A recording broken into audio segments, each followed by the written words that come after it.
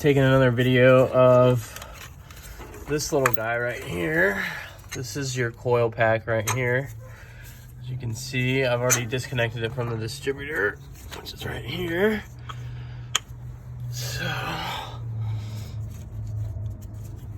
this also has a shit ton of vacuum lines attached to it, and you're gonna want to, when you're working on these old trucks, these fucking vacuum lines are fragile as your grandma's fucking china. So be very careful taking this stuff off, and you're gonna want to document exactly where they go.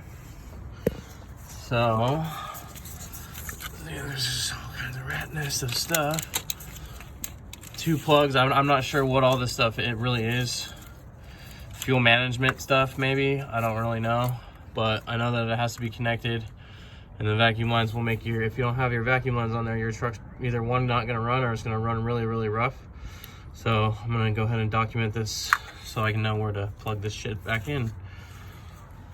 This has a bracket down here that is connected to the, looks like one of the head bolts down here. I don't know if you guys can see that. I had to take this off and take this bracket off.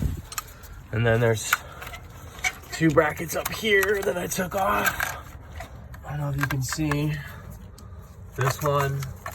And then there's another one back here, 2 bolts. And it came right off, so that's that.